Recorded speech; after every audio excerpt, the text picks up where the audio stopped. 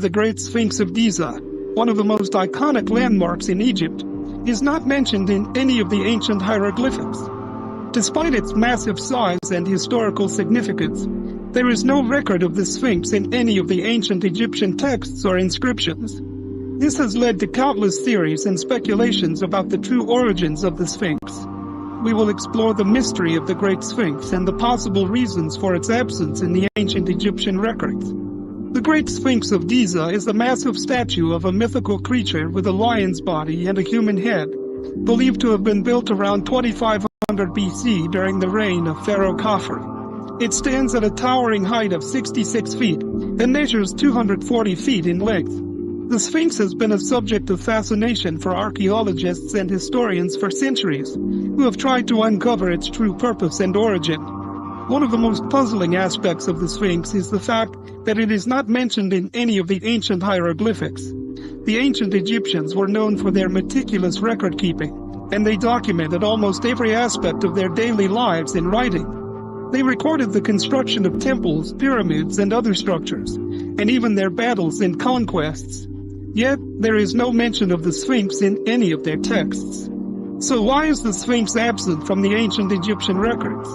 There are several theories that have been put forward to explain this mystery. One theory suggests that the Sphinx was not originally built by the ancient Egyptians, but by an earlier civilization that existed in the area. This theory is based on the fact that the Sphinx shows signs of erosion caused by water, which suggests that it may have been built during a time when the area was lush and green, rather than the arid desert that it is today. Some researchers believe that the Sphinx may have been built by the Atlanteans or some other ancient civilization that predates the Egyptians. Another theory suggests that the Sphinx was built by the ancient Egyptians, but it was not considered important enough to be mentioned in their texts. This theory suggests that the Sphinx may have been built as a symbol of power or as a monument to a pharaoh, but it was not seen as significant enough to be recorded in the hieroglyphics. Yet another theory suggests that the Sphinx was mentioned in the ancient Egyptian texts, but the records have been lost or destroyed over time. This theory suggests that the Sphinx may have been mentioned in some of the lost books of ancient Egypt, which were destroyed during the various invasions and periods of turmoil that the country has experienced over the centuries.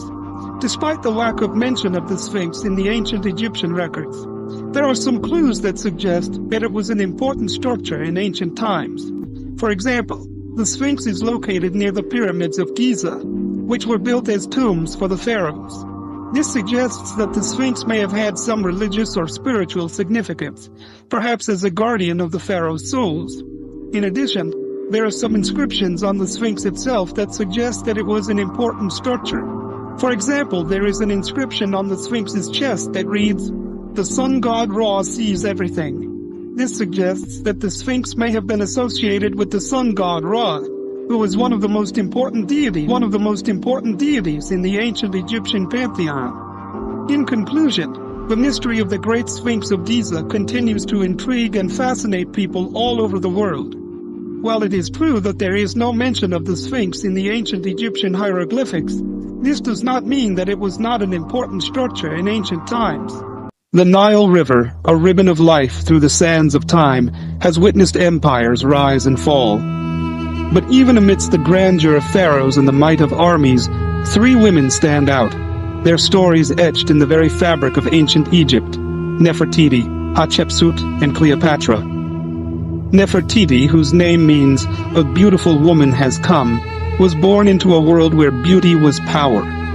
While her parentage remains shrouded in mystery, it is clear that she possessed a captivating charm that drew the attention of the future pharaoh Akhenaten, then known as Amenhotep IV.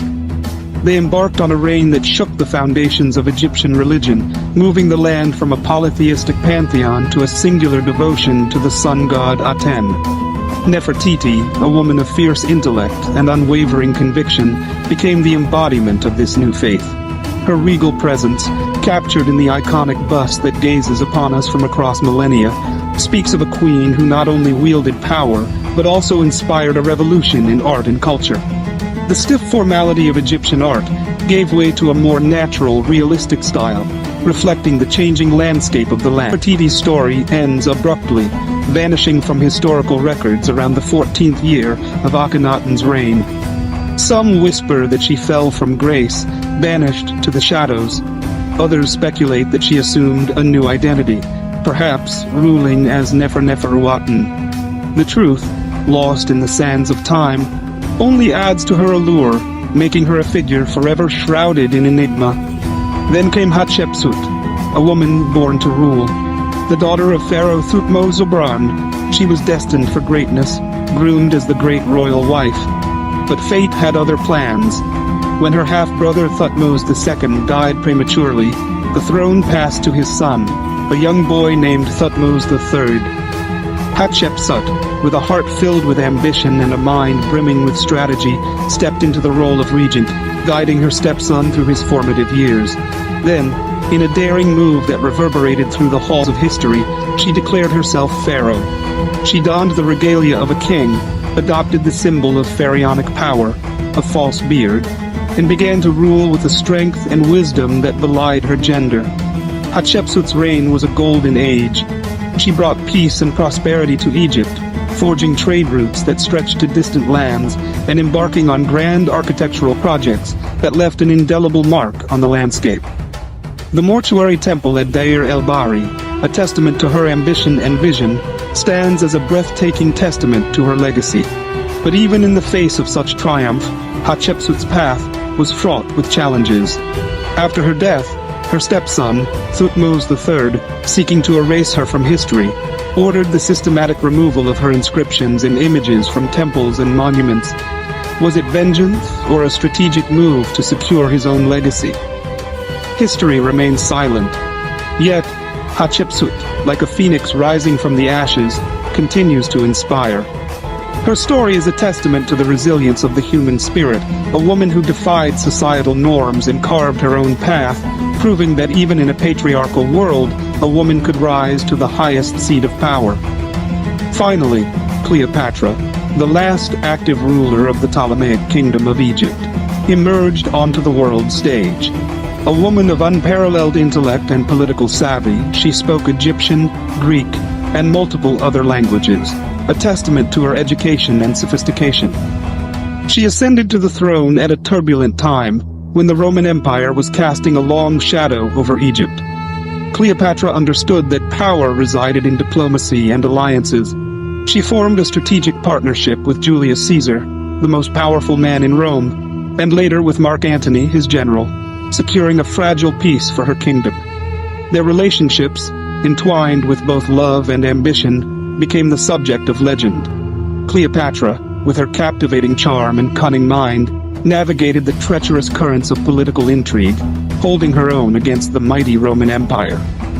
But ultimately, her alliance with Antony led to their downfall. They were defeated at the Battle of Actium, and Egypt fell under Roman rule. The story of Cleopatra, often romanticized and sensationalized, speaks of a woman who, in a world ruled by men, used her intellect and charisma to carve a place for herself. She stood as a beacon of resilience, fighting for her kingdom's independence until the very end. These three queens, each a force to be reckoned with, have left an enduring legacy that transcends time. They teach us that power is not confined to gender or lineage, but rather resides within those who dare to seize it. Their stories remind us that women, even in the most patriarchal societies, have the ability to rise to greatness, challenge conventions, and leave their mark on the world. The lessons they teach us are as relevant today as they were millenn.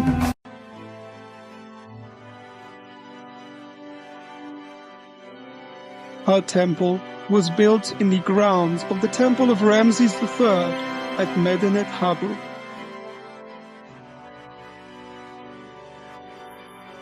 Her beautifully decorated temple is where her priests, priestesses, and followers could leave offerings for her spirit. This is the temple for Amenidris. You can see her repeated several times.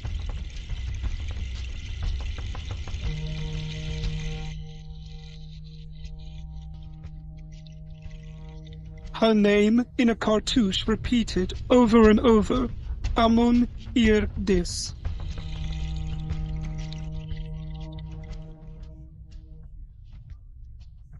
The god's wife, shown here Amun-Ir-Dis, as Mut, repeated on either side.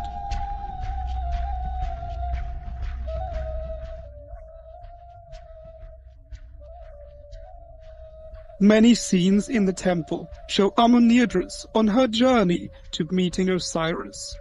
The temple inscriptions call this place the House of Eternity of Amun-Ir-Dis. She is shown in both her spirit and soul form in the temple. She also shows her adoptive mother and her adopted daughter, helping her prepare for the journey to the next life. Amun-Ir-Dis's adoptive mother, Shepenubet, the high priestess pouring out water over her adopted daughter from Nubia, Amun-Ir-Dis, cleansing her to become the god's wife, training her to be the ruler of Thebes in the 25th Nubian dynasty.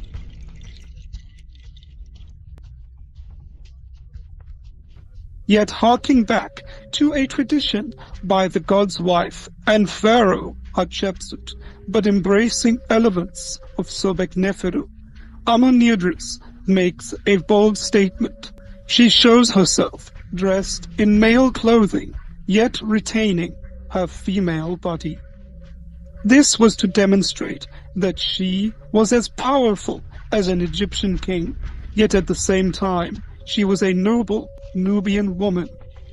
On this same scene, she is accompanied by the god of wisdom, Thoth, and the leader of the dead, Anubis. They are leading her to her divine afterlife. The center of the temple would have housed a statue of her spirit, or Ka, as they called it.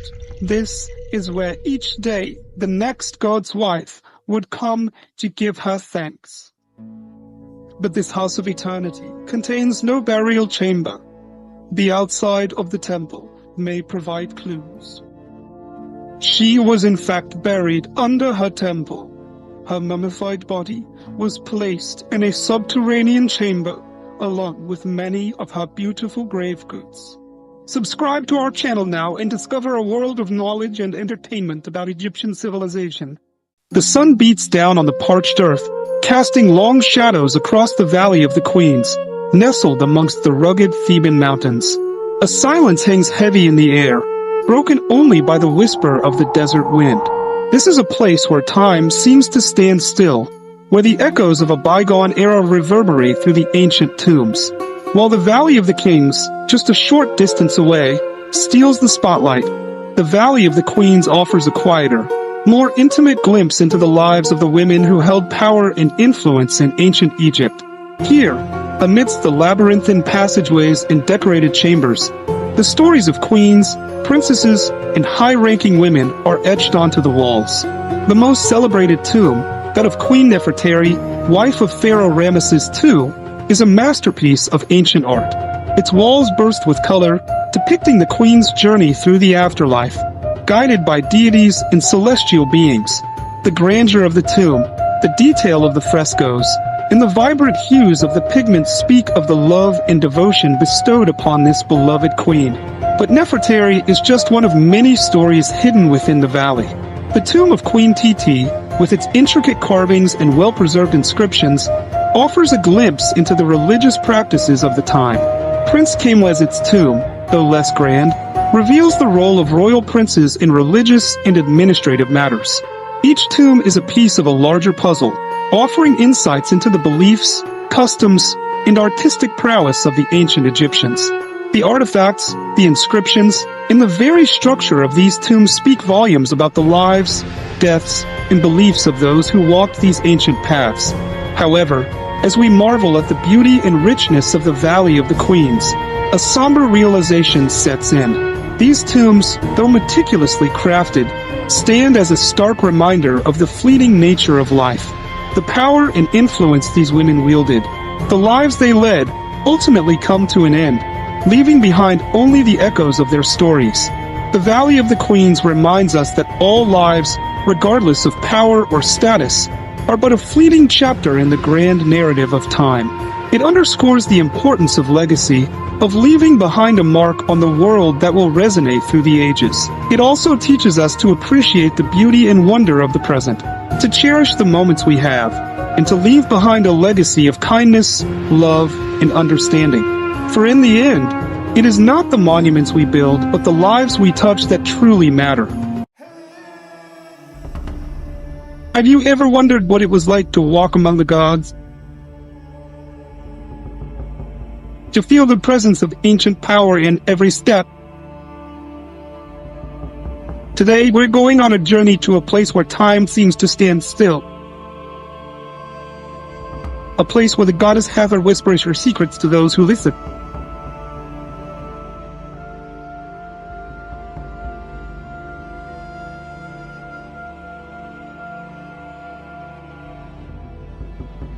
Welcome to the Temple of Hathor at Dendera.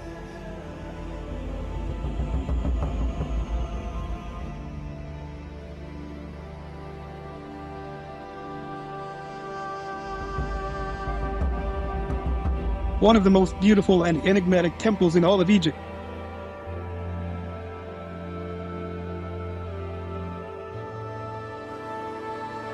Built over centuries, this complex is a symphony of stone and artistry.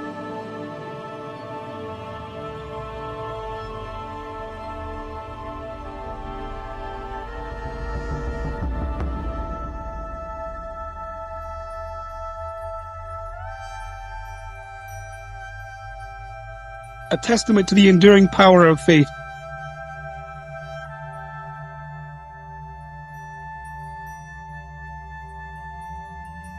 Hathor, the goddess of love, beauty, music, and joy, was worshipped here for thousands of years.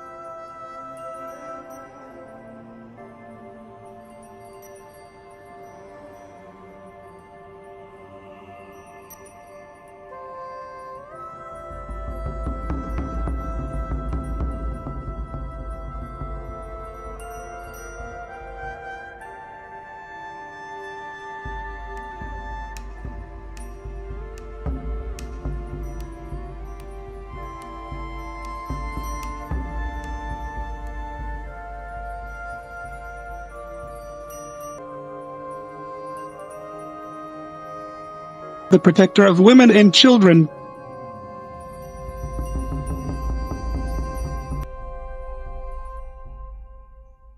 And her temple was a place of healing, celebration, and spiritual awakening as you entered.